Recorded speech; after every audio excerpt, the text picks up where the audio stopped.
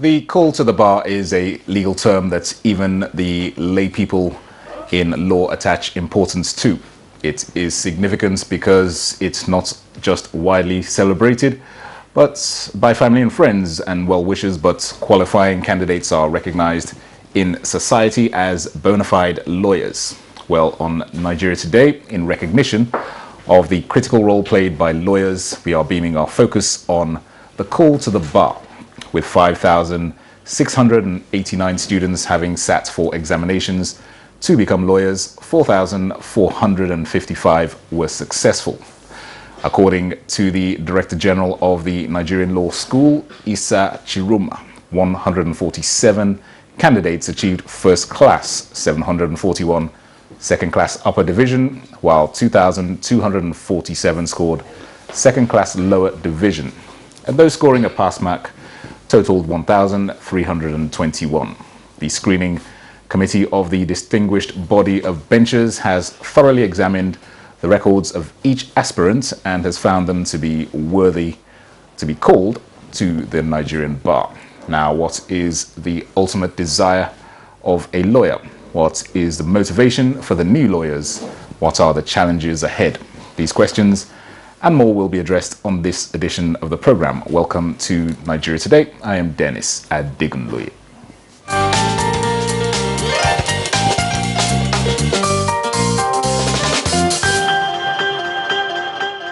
All right, joining me to speak on the call to the bar is Barrister Daniel Daudu Makulu, a seasoned lawyer and doctorate research student in environmental and property law at the University of Abuja. He is also a human rights activist. You're welcome to Nigeria Today, sir. Thank you, sir. Thank you for having me. You're welcome. And we are also expecting a new lawyer, or a new wig, as they are commonly referred to. Hopefully we'll have them join us later in the program. But for now, we'll make do with Barrister Daniel Daudu Makulu. Let's begin on a somewhat lighter note. The word bar has different meanings, but what readily comes to mind is an encounter with alcoholic beverages as served. One might ask, why has the learned profession, this noble profession, chosen to call this induction a call to the bar? Well, it is not the bar you know on the streets. Yeah. The one you know on the streets are the rowdy one. Mm-hmm. But this is a secluded and secured and serene environment where there are barriers and sophisticated imaginary connotations on how you go, behave, sit, dispose, dress, and attitude. It's a bar for orderliness, for nobility, and that's why we consider it senior, junior, inner bar, outer bar, and secluded for various reasons. It's for serenity, not the one you have on the street is the opposite of it. Yeah, absolutely. That was just to start off with on a somewhat jovial note. This call to the bar is a critical aspect of the profession. Just to highlight for us just how important being called to the bar is. You see, the importance of being called to the bar cannot be overemphasized. Why? You can be an academician. Some people have studied to even become a professor of law without being a lawyer called to bar. Okay. Being called to bar is a privilege. It's an honor. And the honor is, in quotes, embedded in character and learning. Fit and proper is the language of the law. You must be fit, you must be proper. You're not only learned, you're not only educated, you're not only intelligent. You may have a first class from the university, and still you're not considered worthy enough to be a lawyer, to be called to bar. To be called to bar is a sacred part of the noble profession, bringing you in to a cycle of the noble men and women. Of course, we don't have women there, even though you have a feminine, there's a lot of feminism going on. Yep. But being called to the bar is being separated from the ordinary to the extraordinary. You expected you know so much in law. You've looked at a lot of sides of it, both the loopholes of it, the pigeonholes, and what is expected of you. So being called to bar now separates you, that, and taking that oath separates you from the ordinary. So what exactly is the criteria then for being called to this sacred group, as it were? I think from all I could decipher and understand within my own understanding is sacrilege, integrity, fit and proper character. Okay. How is that measured? From you said a first-class law degree holder might not necessarily be called to the bar. If you could have a first degree in the university, I may not be called to bar. Where you are found, before you are called to bar, you must give account of all your days on earth. Okay. If you went to prison, you must give account of why you went. Okay. And if you were convicted and you were never abated, of course you are not qualified. Right. If you have a character that is shady, you are not qualified. Okay. You may be qualified intellectually, but you are not qualified morally. Okay. The law places a lot of emphasis on your moral character, on your fit and proper attitude, both domestic, on the road, in life, generally. So where any of these is found one thing, you lose your qualification. That's why this distinguished body of benches will do a thorough investigation, if you like, into those who have... They will query and query you until you can account for every 24 hours you've done on earth accurately. Wow, that is quite a rigorous task. Even if you are 100 years old and you are to be called to bar today, you will give account from the first day you were born. Let's know exactly where you were born, who, where, how, till now. What have you been doing? Where have you been? Wow. You must account for it. Once you get through that process, then I'm sure it's certainly a worthy group to belong to. The issue of intellectualism will now play the last role to be classified first class, second class, and all that. Okay. But the ultimate is to be called to bar. Wow, that is quite a revelation. I must admit I wasn't aware of the full intricacies of that. Okay. No doubt you've been in the profession for several years. When you first started out, just tell us how you felt when you were called to the bar. Well, on my day to call to bar, I was full of anxiety, anxiousness. Yeah. Would this moment ever come? Now it has come. What do you do with it? There's a lot of sleeplessness. And maybe like yesterday, you go to bed and you're like, is the day not breaking? You start counting the ceiling. What is it? Am I waking up tomorrow? And when you wake up, are you sure you are woken up? Yeah. And all that. It's a moment of anxiety. It's a moment of fulfillment. It's a moment of attainment. And like, hey, I am here now. After all, I am now going to be called a lawyer. Do you have an overwhelming sense of responsibility on your shoulders? First, pressure, if you like. First is pressure. Because it's like a journey to a new terrain. Yeah. Your expectations are wild and wide. But how, when would it be met? You are not sure, you are not certain. So you like, oh, I have now qualified. Yeah. What next? All right. Explain to us the issue of hierarchy in law. Why is it sacrosanct? Hierarchy is not only sacrosanct in law, it's sacrosanct in life. Yeah. And in this context, it connotes orderliness. Yeah. Everybody is already in the house. Who got into the house first takes the lead. And it's divine. It's not really, it's by providence.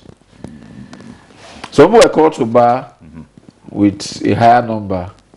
And maybe if your ceremony took place in Buhari or in the International Conference Center as you have now, Before you leave, some people from there maybe want to go home, do party all day, and then next tomorrow they go to the Supreme Court to sign the register. It is when you sign the register that you are enrolled to be called a solicitor of the Supreme Court. Yeah. So the register cannot accommodate two people at the same time. It's one by one. So whoever you line up, and as you go, your numbers are coming out like that, and you have everybody has a number. Okay. You've obviously seen a lot of dimensions, changes in the legal profession over the years. Yeah. For those who have come in newly, what would be your advice to them? A lot of them would probably expect improvements in certain structures in the legal profession. What would you have to say to them? My first word is, to whom much is given, much is expected. Every success begets harder work. So that you are called to a bar is you have achieved this. The one ahead is harder, is higher and harder than the one you've just passed. Yeah. The only attitude that will make you overcome and surmount them is the attitude of positivism. Okay. Hard work, diligent. Love what you just got in and be anxious to explore and continue with the same attitude you had when you're reading for the exams. If you don't, the law is, you get to any lawyer, any serious lawyer's house, office, car, you see bigs and piles of big books. You must read all of them. You must not only read them, you must understand them. So that at any given situation, you can apply them. But when what you can apply on the road might be different from what you can apply on the sea. Yeah. But you must have the good knowledge of them. So you have to continue learning. Okay. In the medical profession, doctors take what is known as the Hippocratic Oath before they get into the profession proper. Is there any kind of oath that lawyers are subjected to taking? Of course, yes. Yeah. That's what they did today. Okay. What is it? They call to bar. Yep. If you went inside with them, you see them take an oath and take an induction. And until all those processes are completed, it's not, you're not there yet. All right. Inclusive of even your dinner, your eating attitude. How do you hold the spoon? How do you manage your client while it takes you out on a dinner or a lunch? There's a lot of social etiquette that is involved in the whole process. In the whole process. All right. How can a lawyer make a difference in terms of leaving their footprints on the sands of times in the course of their profession? Yes, that is in the street language. We'll say that is the cocoa. That is the main dish. Why did you read law? And for any lawyer who has no sense of justice, who has no sense of right and wrong, you have no business being there. And we are living in the world, not only in Nigeria, in a society where there seems to be a contest of the good and the evil, appearing at some times that the evil is surpassing the good, or the good is being forgotten, or something.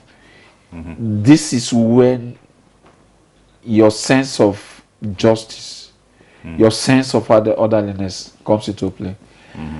And of course, courage too. Yeah.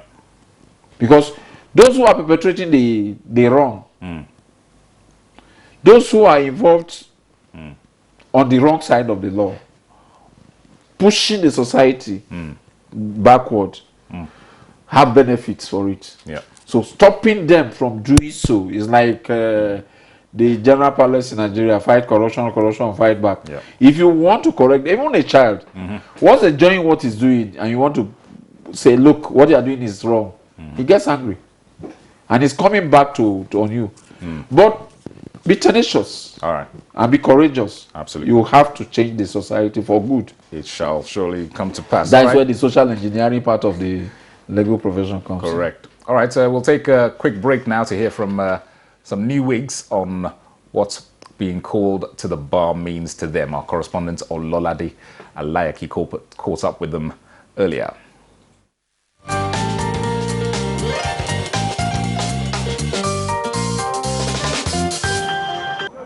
It was one of the best moments of my life. I met so many good people in law school, and I've learned a lot of law in law school. To explore all the aspects of law and then identify the area that I really wish to specialize in.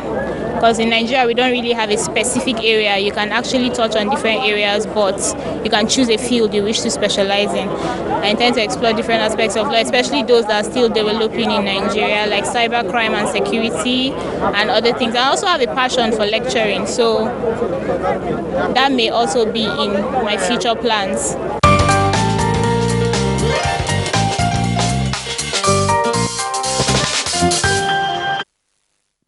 All right, you're still watching Nigeria Today, and I have a barrister Daniel Daudu Makulu still with me in the studio. One of the interviewees there, one of the new wigs, talked about the various areas of specialization in the legal profession. How does one who has recently qualified make that decision, that important decision as to which aspect of law that they wish to pursue? A lot more times, specialization might be thrown on you by the next challenge after call to bar. Okay. Where you find yourself. The environment and association sometimes to a large extent contribute to your decision. The university you go for masters and maybe PhDs and all that might equally contribute to influencing your thought. And sometimes the character, the charisma of some lecturers or some teachers may throw you overboard. Yep. But beyond this, if you have an innate tendency for a particular line of thinking, of attitude, of actions, you might, and you found yourself along the path, you easily float. Some takes into public international law. Some takes into public interest litigation. Some takes into private properties. Some takes into crime, civil criminal law, and how to be saving criminals. And it's a vast, but in all of this, you must have basic knowledge of all to be able to survive. All right. In terms of the challenges that particularly the new intakes will face, give us highlights for some of these challenges, and even those that you may have experienced during your career. Well, the challenges of a new week may be peculiar by 30%. 70% the general challenges of our youth today, the general challenges of our society, and the general challenges of a Nigerian undergraduate. A lot have been pulled out every now and then. Today alone we have 5,000. From 1960 to 80, I don't think the entire turnout was up to 5,000. But we have now reached, within a trick of a night, we've now reached a day where just on one day, That same figure has come up. the same figure is being rolled to the street. And, quote unquote, you live in a society where, for instance, those days, litigation can begin from the lowest court and run all the way to the Supreme Court in the matter of months. We are witnessing a situation where litigation is now running for a lifetime, sort of, if you permit me. If it lasts up to 20 years to go from lower court to Supreme Court, in the 70s, the 80s, in the 90s, it wasn't like that. But in the 21st century, when things are supposed to be done with speed, is when we are now experiencing long delay. So this may be discouraging to a young week. But that notwithstanding, be focused being diligent and understanding it, I'm sure the society will solve its problem. These bottlenecks will be off, and the new week must be disciplined, ready to learn again. Yeah. You have learned the theory, you are now coming into the practical side. And if you are not careful, you will see both of them at cross purpose. Because what they're telling you is the theory, and in practice it may not be exactly the same way. Or you now have to find out between theory and practice, how do you marry them to achieve your result. All right, there's one issue I want to actually digress a little on. You talked about the length of time it takes from going from lower court to Supreme Court. What happens in a case where somebody's being charged for a criminal offense? The maximum sentence for that offense has been exceeded by the time they spent on remand because of the long process of the courts. What happens in such a case? Is the person automatically released, or what happens? You see, unfortunately, or do they remain in prison? No one controls the courts except the judges. And it's unfortunate this is happening. I won't say no. I won't say I've not seen or heard about it. And that's why I said I believe that where we are in litigation and legal practice and the courts, we have reached, in my own estimation, we have reached the climax. Today we are getting adjournment for 5 years, 3 years. Maybe on that same day you come in next 5 years, the court is not sitting. I'm expecting that the society will evolve and solve this problem. The worst is even, apart from the crime, the commerce. You went to buy something and you just put your money into it, and something happens, and for the next 30 years you don't get your money back. You know, and so it's one of the things that are drawing back, being retrogressive, taking Nigeria backward. I hope our leaders will do something urgently. Yeah, that certainly needs to be addressed. Urgently. What would it take to become a judge or a senior advocate of Nigeria? The qualification is still the basics. One, fit and proper. Fit in character, morals, attitude, ability, capacity. You lack any of these, you are not qualified. Then your contribution to the legal industry. And all these have a benchmark, stage by stage, where it's measured.